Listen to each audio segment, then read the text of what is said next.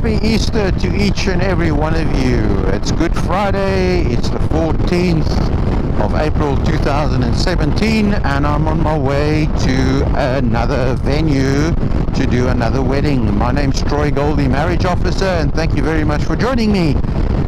This is the latest vlog in my series of vlogs about the venues that I do weddings, and this time the venue I'm going to is a place called Merwida Country Lodge, and it is an awesome place. I've done many weddings there, some very happy memories of all the wonderful people that I've married there over the years.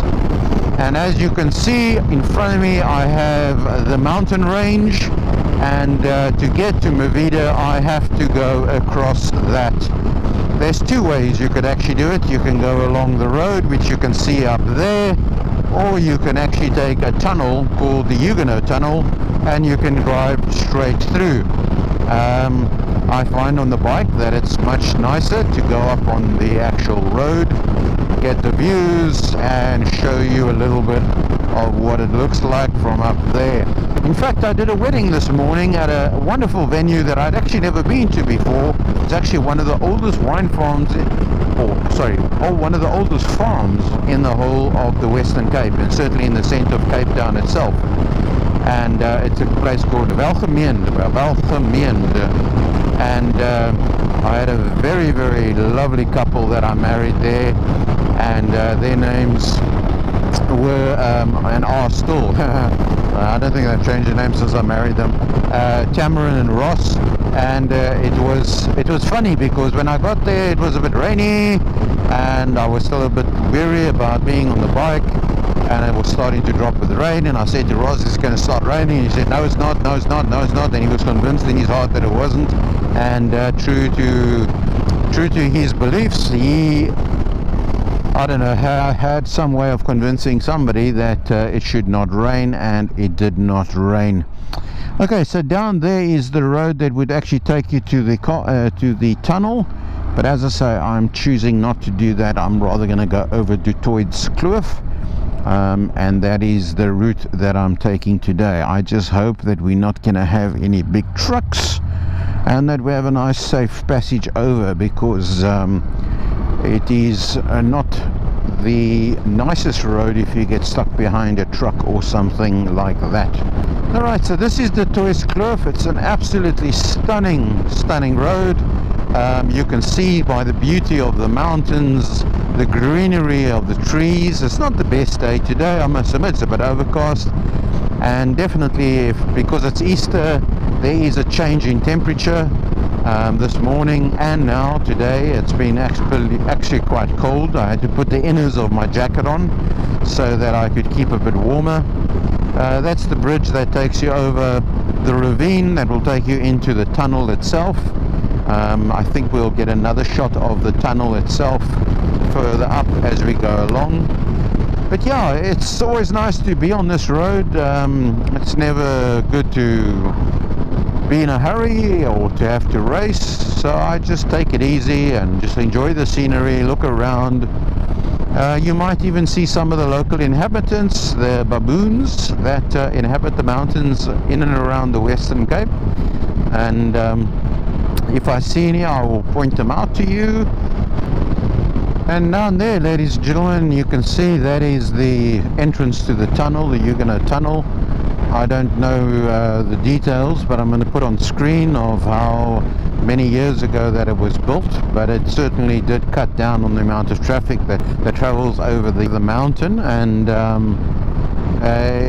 it makes it, there's a Dusty, I don't know if you saw that, another one of the inhabitants of the mountain.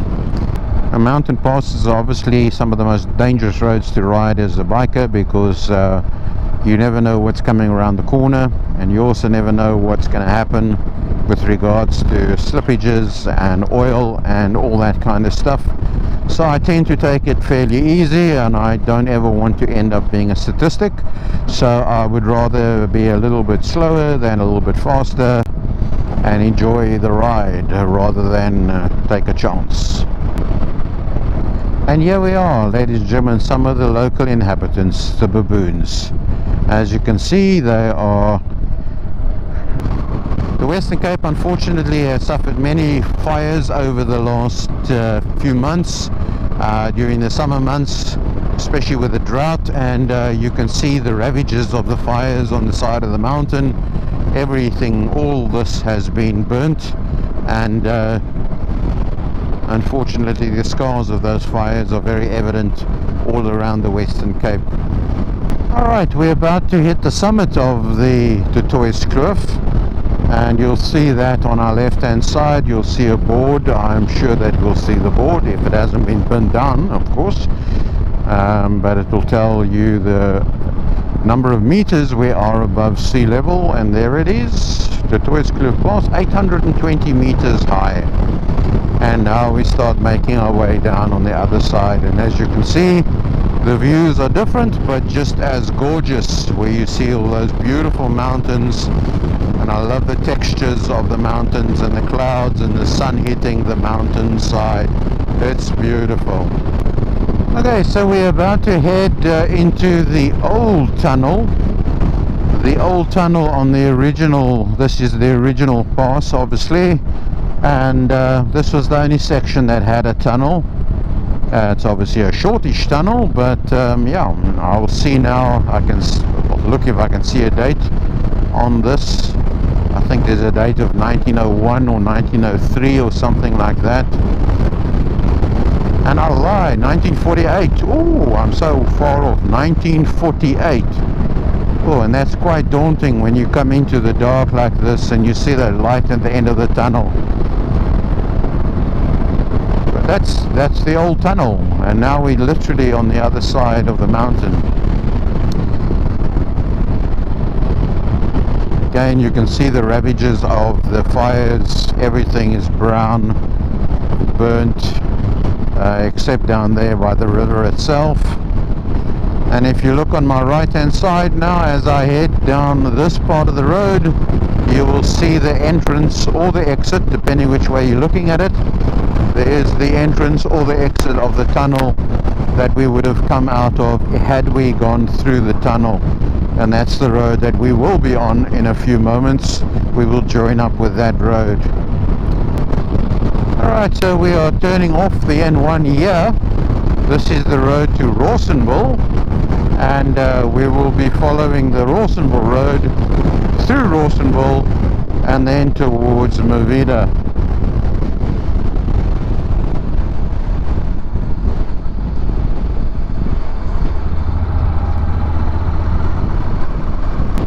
Okay, we're about to head into the huge town of Rawsonville, and if you saw my vlog on Montpellier and I spoke about Tulbagh is a huge metropolis compared to this little town. There really is very little in this town, a few shops and obviously houses and that type of thing, but not a very big town at all. And I think I could probably speak to you while I'm driving through the town and not really get much said about it. On that side over there, I don't know if you can see it, is a place called Goldie Spa, which is a natural spring, hot spring, and it's a favorite of many people to go and visit, and they've got bungalows and chalets and all that lovely stuff there, and you can go swim in some very nice hot water. And this is Rawsonville Main Road. Now, they've been busy working on this road for quite a while, and it doesn't seem like they've actually done much, because as you can hear by my voice, it's quite a bumpy road. But yeah, this is Rawsonville. Okay, so this is it. This is literally it. That's the end of the town right over there. There's nothing much more to this town than that. So next time I'll talk to you is as we're turning into Merwida itself. And this is Merwida. You can just see the building through the trees there. I'm going to be turning off here. This is Merwida wine tasting and sales, and this is the manor house, or the country manor as they call it, or country lodge. But look how beautiful this is. You've got this wonderful tree-lined driveway up to there. to their the main building. I think there's a section of this road that must have been gravel, because I don't remember this road being so rough. Here's the gravel start here, so we want to just make sure we go slowly so we don't do any harm to ourselves. But look how grand that looks. Beautiful, absolutely gorgeous, gorgeous, gorgeous. Good day, welcome to Merwida. We are looking forward to see you. Hey everybody, welcome to Merwida Country Lodge. I don't know if you can see how beautiful this place actually is. I'm going to show you the front of the building, which you've obviously seen as I rode up with the bike, and then some beautiful spots to get married. We're doing the wedding inside today, but just want to show you. There's this area here by the, well, there's not much water because of the drought at the moment, but there's that area over there where I've done many weddings as well. It's a lovely spot. So this is the other spot where we do a lot of weddings, and it's actually a lovely spot as well. Beautiful with the backdrop of the mountains there, as you can see. So I'm going to show you a little bit inside. I'm not going to talk because there's people in there, but I'll show you what it looks like.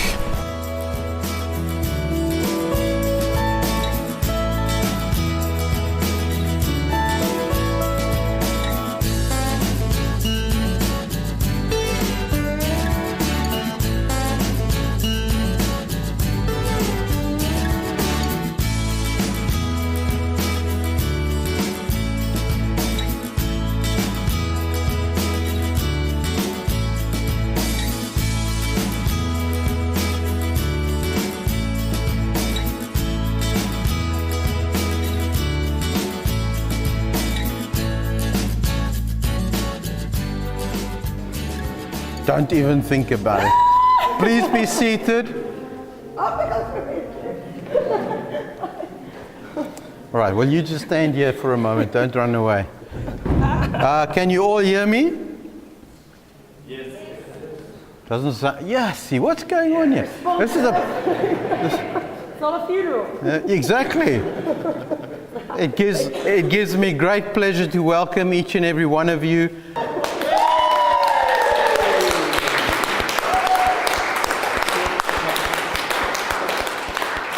Ladies and gentlemen, I'd like to introduce Mr. and Mrs. Baltimore.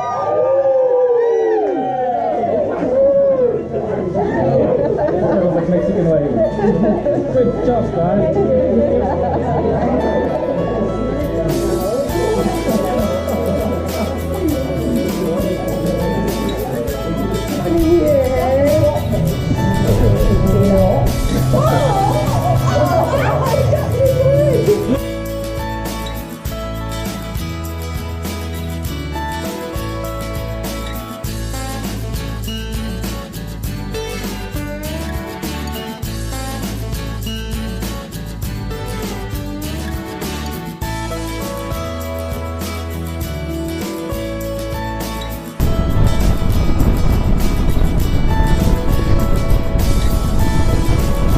Well, everybody, that's it. That's the end of another wedding day. 2 weddings that I've had today, 2 fantastic couples that I've been able to marry. What a privilege that is for me, and it's something that I really thoroughly enjoy.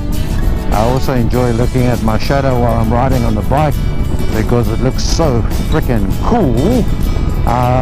Want to just congratulate once again Ross and Tamaryn, and hope you guys are going to have a fantastic and wonderful, wonderful marriage.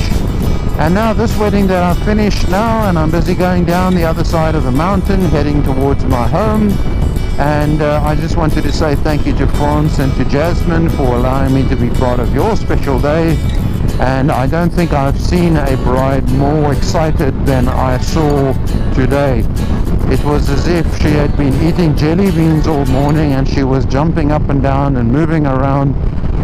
She was either super excited or super nervous, but she certainly was a bundle of fun. So guys, I want to just say thank you to Merwida for allowing me to do a little bit of a vlog. I hope you've enjoyed the vlog. Thank you for joining me once again. I'll put their details on the screen as I'm riding. And then I just want to say thank you very much for joining me. My name is Troy Goldie, Marriage Officer. You can find me on my Facebook page, Troy Goldie Marriage Officer. You will also find a YouTube channel under Troy Goldie Marriage Officer. If you want to get in contact with me, you're more than welcome to send me an email at weddings@telkomsa.net. It doesn't matter where you are in the world. I am more than happy to help you if I can with doing your wedding or giving you some advice if you feel you would like to get married in this beautiful part of the world called Cape Town or the surrounds. And then if you would like to, you're more than welcome just to like, subscribe or share my vlogs. It will be fantastic to have you with me as I go to different venues all over the Western Cape, here in the beautiful Cape Town and Western Cape, to have you along for the ride. But as you can see, the beautiful sunset. Have an awesome, wonderful day, and thank you guys, everybody. Thank you for joining me. Cheers, bye-bye.